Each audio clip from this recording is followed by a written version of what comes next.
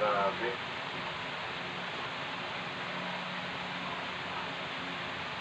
Okay, babalikan natin si General Diwata. Lakas Yung ko mga bago pa daw na naharugog yung lahat. Matagal pa ito, sir. Mga members yun Yung talaga. information, Iyon ba yung members? It will depend on ang pinakasimple nito, depende kay Buloy. Para matapos na natin ito, matigil na yung kanyang mga tao. Ulan na naman, maulan na ng mga tao niya. Maulan na ng mga tao. Eh, sundan na nga siya. Sabi nila, mahina naman ang kaso. Ang galing ng mga abogado niya, ang dami na. Ano yung nakatagutan niya? sir, based sa information po, meron na talagang area or lugar doon sa loob kung nasaan sila nagtatago. Meron. Nakakagalaw nga lang siya na hindi natin nandito. Ano po ba ito, sir? Yeah. There's a possibility. Kasi kanina, dami na nakita. Hindi namin, kami sa loob nagkakawala-wala eh.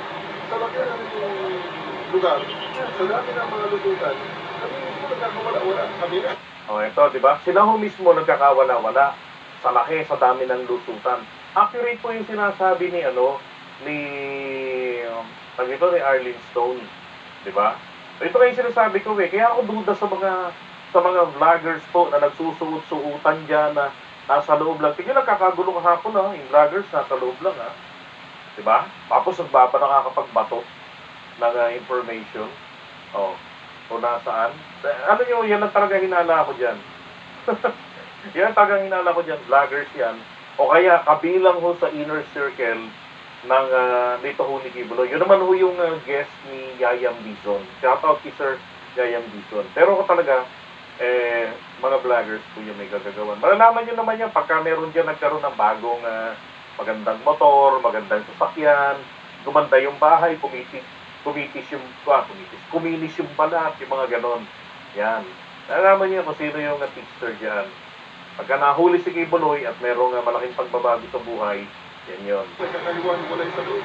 Pero may respective na assignment yung mga tropa natin siya. Meron. Kaya kailangan i-review namin. Dahil yung first time namin napasok ng lugar, at kailangan namin talaga mapamilyaray sa mga sarili namin. So yung 2,000 na tropa Talagang natin, meron kami information natin. Ito, tingnan nyo mga kalokohan ng mga to.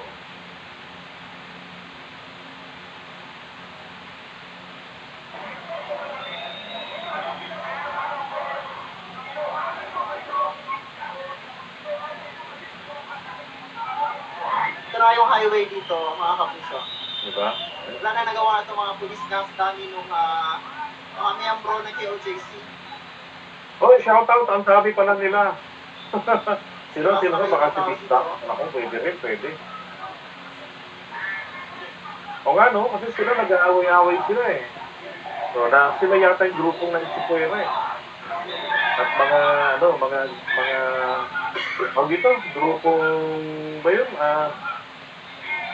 Banateros. Yun po, yung mga nanatili dyan.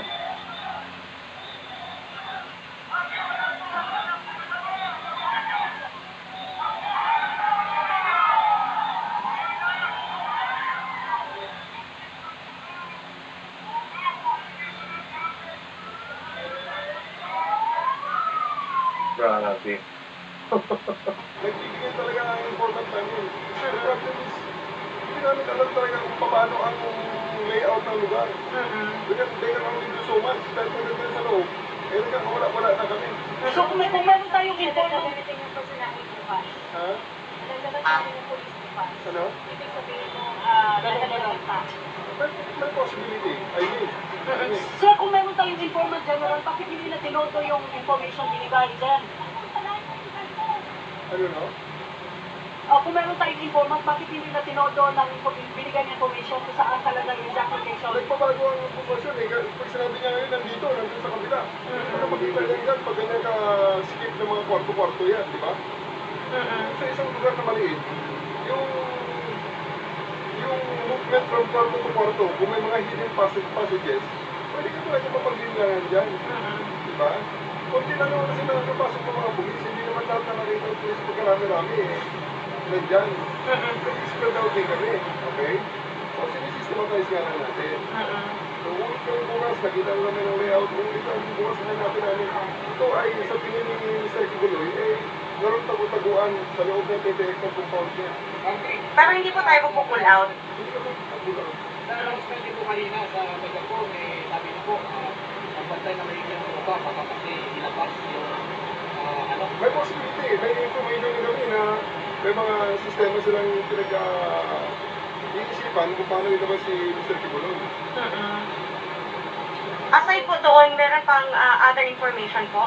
Pero hindi ko lang may disclose sa inyo. Kaya na kayo kung ano mga... Sir, General, do you think yung lima nagsama? May possibility na hindi. Baka hindi naman slow down. Okay? Yung mention po kanina, natatawagan nyo sa Attorney Torion. Pwede ba namin malaman kung ano po yung nitatawag? Okay, ano lang naman yun, tanong lang naman, may tatanong lang naman daw siya, pero kung wala naman daw doon, hindi naman ganun ka-importante yung tatanong niya. Okay, so ito na ho yung sitwasyon ngayon doon ulit, ng Davao Airport. Grabe, no, kukulit nila talaga.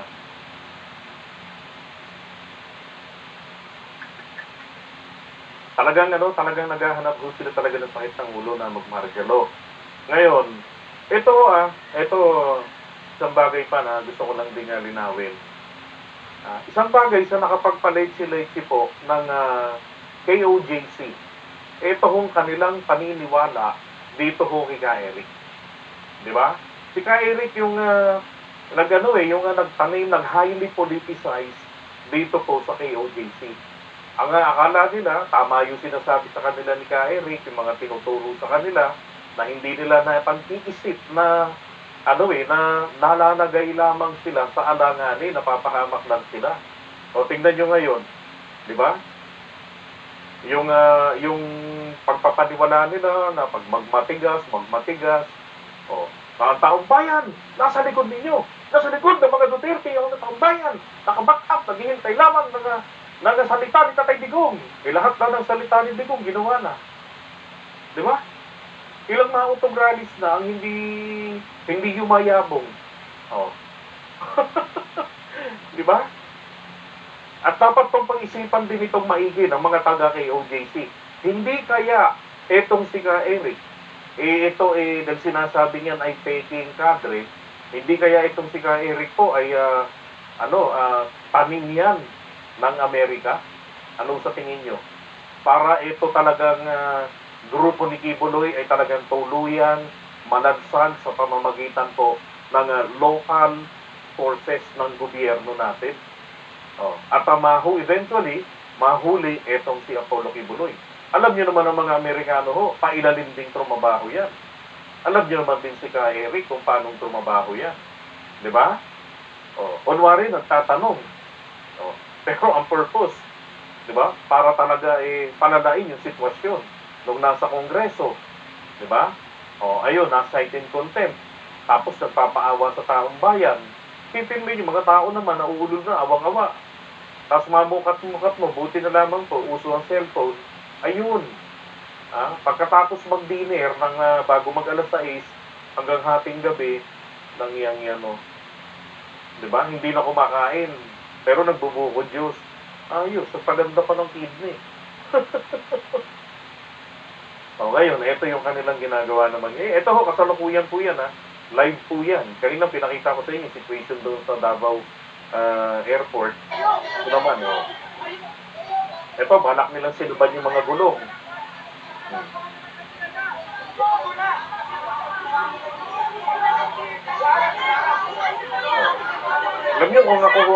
Alam niyo, labag ho sa batas ang pagsusulong ng gulong. Pero kung ito ay susunugin nila yung gulong sa kalsada, masisira po yung espalto dyan. Di problema na naman ng gobyerno yan. Buti kung si Pacquiao yung magpapagawa dyan ng kalsada. Di ba? Nauuka yan. Ngayon, pagka ginawa ho nila yan, at ginantihan sila ng mga kapulisan, tinirga sila, kawawa na naman sila. Isa pa, hindi rin ito nag-iisip itong mga ito Magsusunog kayo ng gulong, hindi nyo ba naisip na kayo rin ang lalanghap niyan? Paano kung meron diyang mga hikain? Dayari na naman. Sisisihin nyo na naman ang gobyerno. Kaya na wala ring awa sa tao yung si Kibuloy, no? Ayun yung gate nila, oh. Wala ring awa. Okay? At ito, bagong balita rito, ito mga alipores ni Kibuloy, inabandona na nila yung tawag dito, yung airport. Inabandona nila dahil nga yung mga kapulisan natin naging organisado yung formation nila para i-secure yung Davao City Airport, yung Davao Airport. Kasi nga naman, kanina po, habang nagsasalita si Torre, meron pong Amerikano na dumating, abay sinundan nila parang mga tanga. yung naglanding na aeroplano, yung mga bumaba doon, akala nila sundalo, akala nila mga Amerikano, ayaw ho nilang palabasin, kaya ni-lockdown ng mga to, yung, yung highway. Tapos sa report nila, ang sinasabi po nila, ang mga kapulisan daw po ang nag-lockdown ng lahat ng mga entry points papasok ng Davao City para mapigilan daw ang mga kababayan natin na pumasok diyan at makiisa. Alam niyo ho ang dami na ho nilang pinuntahang lugar dito sa ating bansa para ho sa kanilang mga autograllies, di ba? Yung indoctrination nila na magalit ang taong bayan kay PBBM at sa gobyerno natin na tinatawag nilang gobyernong bangag. Oh. Ito na yung sinasabi ko, tanggalan ko lang ng audio sila. Ito na ho yung sinasabi ko mga kapatid na na plano nila. Sino nakakaalala nung pinaliwanag ko sa inyo kung ano ang basa ko? Bakit palagi ho silang pumupunta sa iba't ibang lugar at nagsasagawa ho ng kanilang mga maisugran? O, yung nakakaalala po doon, type 1. Yung hindi, type 2. Okay? O, naalala nyo ba? O, di ba? Bakit sila nagpunta-punta sa ibang mga lugar? Kasi po, ang plano ho nila dyan ay etong mga, thank you Rowena, di ba? Ang plano nila dyan, ang gagawin nila, etong mga iba't ibang LGU, ito yung dapat bantayan ng gobyerno natin. Magkakaroon din sila ng ganyang klase ng pag-aaklas. Ganyan ang gagawin nila sa iba't ibang mga LGU. Kaya po dyan sila sa Davao City, instead of Metro Manila, na kung saan nandito ang seat of power. Kasi ang purpose nila, buong bansa po, kung ang original people power natin, nagbabagsak kay Apulcay, ay Metro Manila lamang. Di ba? Pero, kita nyo, konti, oh. Konti lang nila talaga, eh. Malukong yan, oh. Di ba? Ang gusto nila mangyari ngayon, ay buong Pilipinas po, ipamukha nila, ay, pang-inang minambato ng nakita nyo ba yun? Binato yung mga pulis. Diba? Gago talaga itong mga taga-OJC, oh. Oh. Ang nila ay maipahiya po si Bongbong Marcos na siya ay napaalis sa pwesto at napilitang bumaba na lamang sa pwesto. Kasi nga po, buong Pilipinas, lahat ng LGU ay nagkakaroon po ng ganitong activity. At lulusubin po nila ang mga mayor's office, ang governor's office, na hindi po nila kaalyado. At itong mga to po, kasama yung mga kaalyado nila, lahat po yan, pagdideklarahin nila ng pagbibitiw ng suporta sa ating gobyerno at sa ating presidente. Yung hinahanap yung 8 million members, yan po, scattered yan. Okay? Kasama yung mga OFWs. So yun po yung gagawin nila dyan. Simultaneous yan na gagawin nila. Kaya sabi ko, kapag ang ginawa nila dyan, walang uwian yan, ito na yung sinasabi ko sa inyo. Okay? Ang tanong na lang po dito is, ano ang gagawin na hakbang ng ating gobyerno to quell this rebellion? This is rebellion. At yung babae na yun, dapat doon, yung nanawagan, dapat po yan ay arestuhin yung matandang babae na yon. Diba? Kung sino man dyan sa mga taga KOJC na mga nananawagan dyan. Kaya rin mga pulis, naka-formation na sila. Actually ready na to disperse yung mga yan at any time. Yan si Nori Cardona. Malamang ho, magtatago rin yan. Alam niyo, yung ginawa ni Cardona, pwede ho siyang makulong ng nasa hanggang 6 na taon, kung di ako nagkakamali. Hindi, 6 na buwan hanggang 1 taon yata, gano'n. Hindi ako sigurado ron, nakalimutan ko na yun. Iba kasi yung kay Trillanes eh. Kasi kay Trillanes ay meron po silang armas. Si Ka Eric, dapat din yan, damputin din yan. Ayun na, may gago nang nagsunog ng gulong. Oh. Pagka humangin niya ng papakalap, patay sila ngayon dyan. Yari yung mga may asma na naman. Diba? Ba't hindi kayo nagsunog sa loob ng kampo ni Kibuloy? Dapat po ganun eh. Doon sila nagsunog eh.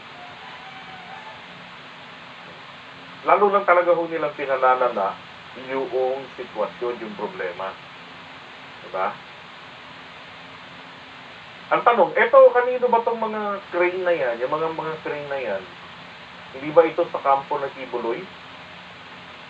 Diba? Kasi nga, sila yung mga pinagagawa doon sa loob ng ano nila eh. Hindi pa naman po, hindi pa naman po anarchy yan.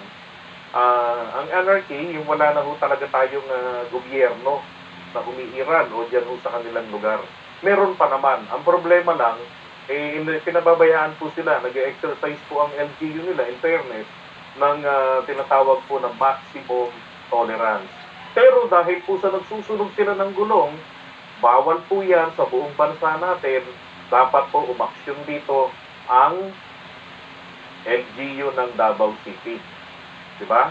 Padalhan ng bombero yan, patayin yung sunog-sunog nila na yan, o kaya ba't hindi nila sunugin yung mga tumbong nila? Diba? Wala. Yan ba ang people power? Walang yan. Ilan ng piraso yung tao na yan? Sabi nga nung isa kanina, wala yan sa Cebu City. Diba? Kasi bad trip sila sa Cebu City dahil po si Governor Gwen, hindi po sa kanila, hindi po sa mga Duterte pumanig. Pumanig si Governor Gwen para po sa taong bayan.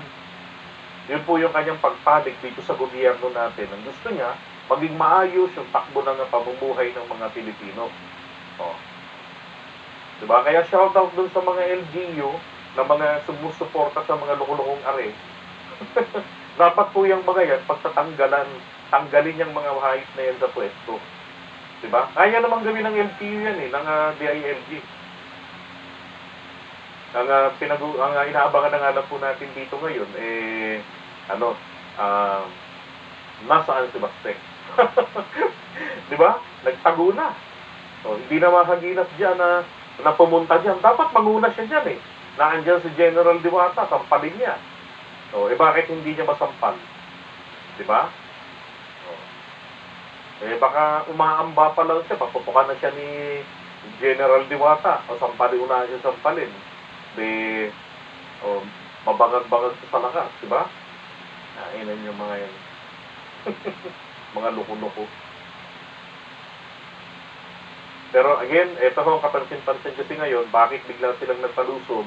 Kanina, mga bandang 6 ng hapon, ang takbuhan yung mga members. Ang sabi nila, mga residente raw ng Davao City na nagalit na.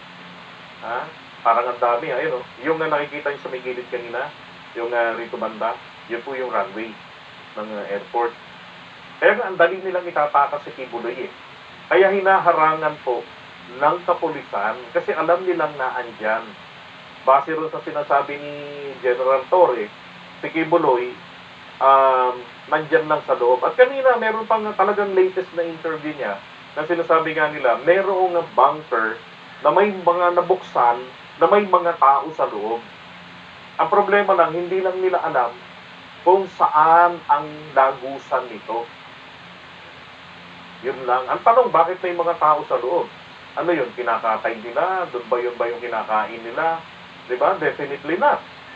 Diba? So, ang tanong, bakit may tao ron sa loob? Baka ho meron pinagsisilbihan doon. Kaya nga sinasabi ko, kung gano'n naman pala, talagang nakakabahala to para sa kanilang panig dahil diba? Ibig sabihin anytime masasadamasin na to. Mabubunot si Apollo Kibuloy sa ilalim o sa loob ng isang bunker. Ayun lang, ganyan lang sila kakonti. Tapos yung mga pulis na yung nakaharang sa kanila.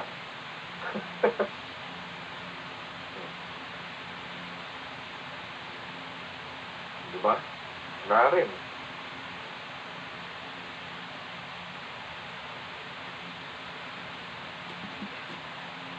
Tingnan naman natin doon sa may ano to, sa may mismong sa KOJC. Okay? Silipin lang natin ang KOJC.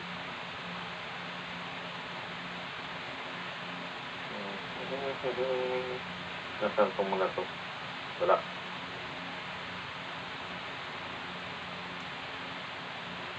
Wala. Ito ganito rin eh. Ito pa rin eh.